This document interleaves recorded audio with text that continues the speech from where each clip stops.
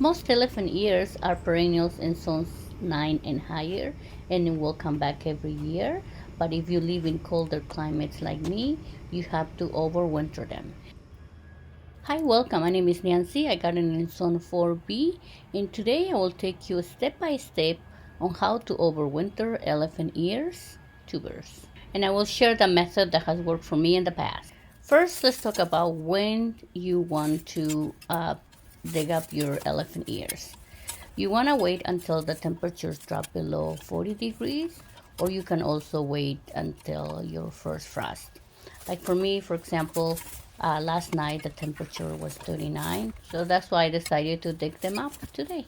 When you start digging them up, be careful not to damage the tubers.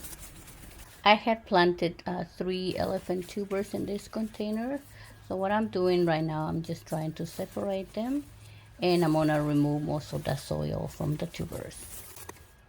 Next, we're gonna proceed to inspect each tuber for any sign of rotting. And let me give you a little close-up of the tuber and show you how it looks like. This one looks healthy. Look at it. Because you want to look and you want to touch and see if it's hard. If it's soft or mushy, then that is rotting. And you can either remove the rotting part or you can throw it away. So this one too looks healthy.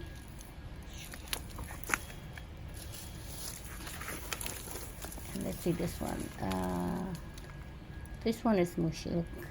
Yeah, this one is rotting. So let me show you how I remove.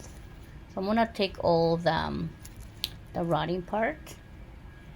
And if you don't feel that you wanna do that or you don't want to, you can just throw it away. It's okay. But I usually try to save plants or tubers.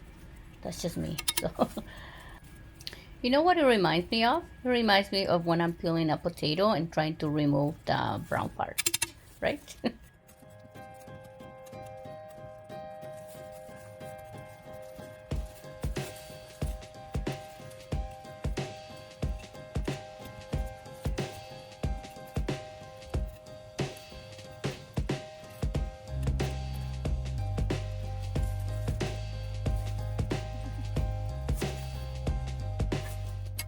Before we go to the next step of overwintering elephant ears, I want to show you what happens when containers don't have good drainage.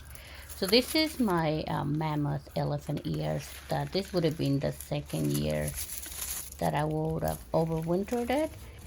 But during the summer, I should have known better. When I was watering, I saw that the water was pooling and not draining really well. I thought maybe because I wasn't watering regularly and it was dry, so I didn't think much of it. So now, when I was digging the tuber, the whole tuber had rotted. So all the elephant ears that you see here are the babies. Look at this big tuber. Look at that. So sad. Rotting.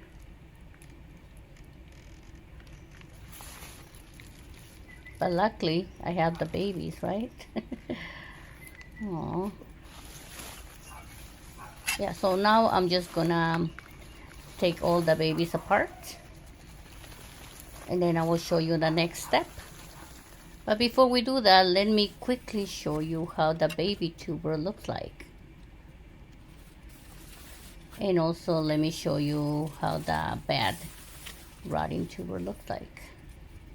Mushy. And also want to show you how easy it is to just pull out the baby tubers from the mama tuber. The next step is to cut the leaves. So for this one, grab your pruners and cut the leaves, or you can also use a serrated knife, just like this. And that's it.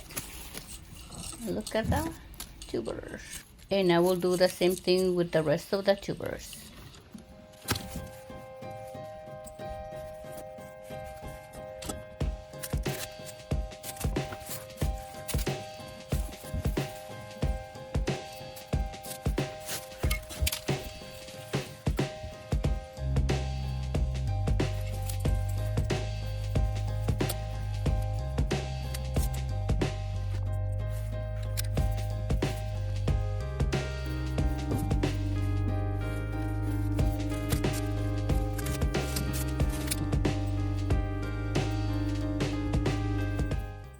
I put them all in this bucket, and next we're gonna go inside the house. The next step is for the tubers to dry out and cure. So for this, you either can have a box like I do here, a cardboard box, or you can have a newspapers, and you can place your tubers on top of them. Um, you can use the table. I use the floor because all my tables are full with plants. So this has been easier for me. So yeah, so I just gonna let them dry and cure, and it will take like about a week or two, depending right how hot or cold is your house. My house is usually around 68 degrees. Oh, another thing, I usually don't cut the roots yet until they are dried out, so then I will remove them. And here is my little Shih Tzu. Her name is Luna. She's always trying to help out. Remember, your tubers need to be really dry before storing them. After a week, I usually like to remove the remaining part of the leaf, just like this. And I will do the same thing with the other tubers. And I'm gonna let them dry for another week.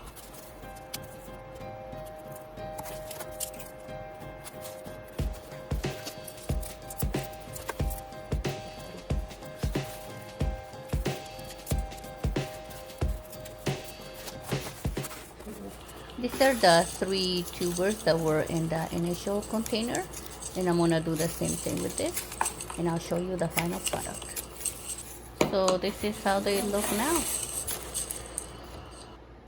Today is 2 weeks after I initially placed them to be drying or cure, and now I'm gonna proceed to remove all the remaining of the roots and just clean them up a little bit. And I will do the same thing with all of them, okay?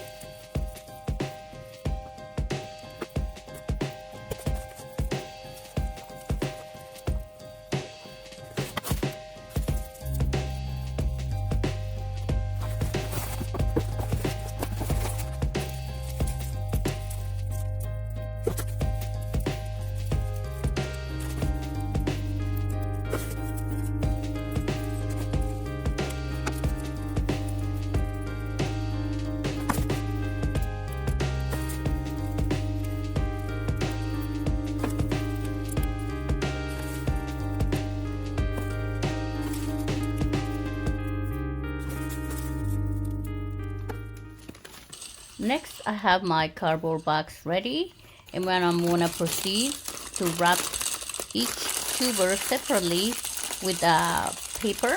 I have this paper that I got from Amazon when some of my packages were delivered, or you can use newspaper as well. And place the tubers inside the box.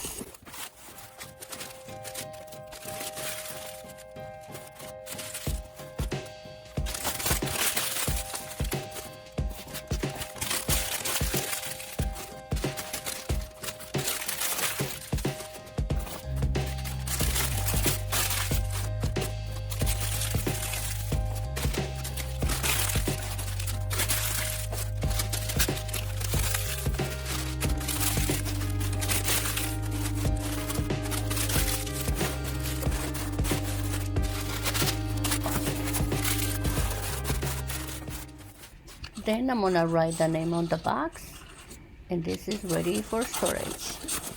I'm gonna take it down to my basement, so we're gonna go there now.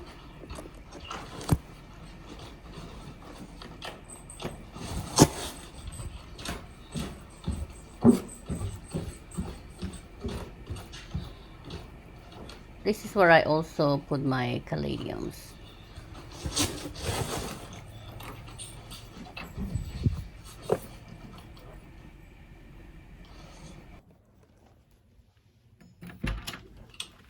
And there are my caladiums.